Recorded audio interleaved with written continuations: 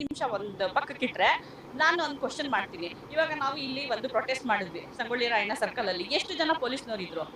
ಅದೇ ತರ ಒಂದು ಇಡೀ ದೇಶ, ಇಡೀ ವರ್ಲ್ಡ್ ಇಂದ ಬರ್ತಾರೆ ಕಾಶ್ಮೀರಕ್ಕೆ. ಆ ಒಂದು ಜಾಗದಲ್ಲಿ ಒಂದು ಪ್ಲೇಸ್‌ನ ಎಂಜಾಯ್ ಮಾಡೋದಕ್ಕೆ.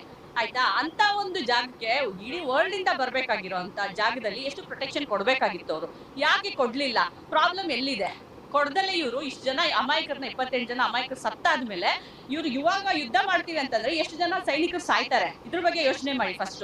ಈಗ ಆಲ್ರೆಡಿ ಸತ್ತಿರೋ 28 ಜನ ಎಲ್ಲೋಗ್ತೀವಿ? ಅವ್ರ ಪ್ರಾಣಕ್ಕೆ ವ್ಯಾಲ್ಯೂ ಇಲ್ವಾ? ಇವಾಗ ನೆಕ್ಸ್ಟ್ ಇಷ್ಟು ಜನ ಸಾಯಿಸಕ್ ಹೊರಟಿದಾರಲ್ಲ, ಈಗ ಯುದ್ಧ ಮಾಡಿದ್ರೆ ಎಷ್ಟು ಜನ ಸೈನಿಕರು ಪ್ರಾಣ ಹೋಗುತ್ತೆ, ಎಷ್ಟು ಜನ ಹೆಣ್ಮಕ್ಳು ವಿಧವೆಯರಾಗ್ತಾರೆ, ಇದ್ರ ಬಗ್ಗೆನೂ ಯೋಚನೆ ಮಾಡ್ಬೇಕು. ಹಂಗಂತ ಇವ್ರು ಹೇಳಿರೋದ್ರಲ್ಲಿ ಸರಿ ಇಲ್ಲ ತಪ್ಪು ಅಂತಾನು ನಾನು ಹೇಳ್ತಾ ಇಲ್ಲ. ಬಟ್ ಇದಕ್ ಮುಂಚೆನೆ ನೀವ್ ಯಾಕೆ ಪ್ರಿಕಾಷನರಿ ಮೆಷರ್ಸ್ ತಗೊಳ್ಳಿಲ್ಲ? ನಾನ್ ಕ್ವಶನ್ ಮಾಡೋದು ಇದನ್ನ. ಪ್ರಧಾನ ಮಂತ್ರಿಗಳಾಗಿರೋರು, ನಮ್ಮ ಹೋಮ್ ಮಿನಿಸ್ಟರ್ ಆಗಿರೋರು ಕಂಪ್ಲೀಟ್ ಇಂಟೆಲಿಜೆನ್ಸ್ ಫೇಲ್ಯೂರ್ ಅಂತಾನೆ ಹೇಳಬೇಕು ಇದನ್ನ. ಅವರೇ ಒಪ್ಕೊಂಡಿದ್ದಾರೆ ಕೂಡ. ಸರ್ವಪಕ್ಷ ಸಭೆ ಕರೆದಾಗ ನಮ್ಮ ಪ್ರಧಾನಿಗಳು ಆ ಸಭೆ ಕೂಡ ಅವರು ಹೋಗೋದಕ್ಕೆ ತುಂಬಾ ಕಷ್ಟಪಟ್ಟು ಹೋಗಿದ್ದಾರೆ. ಮತ್ತೆ ಅದನ್ನ ಒಪ್ಕೊಂಡು ಇವಾಗ ಏನ್ ಹೇಳ್ತಾ ಇದಾರೆ, ಹೌದು ನಮ್ದೇ ತಪ್ಪು, ನಮ್ ಕಡೆಯಿಂದಾನೆ ಅಂದ್ರೆ ಮತ್ತೆ ಏನು ದೇಶನ ಏನ್ ಕಾಪಾಡ್ತಾ ಇದೀರಾ? ಬರೀ ವರ್ಲ್ಡ್ ಅಲ್ಲಿ ಟ್ರಿಪ್ ಮಾಡ್ಕೊಂಡು ನೀವು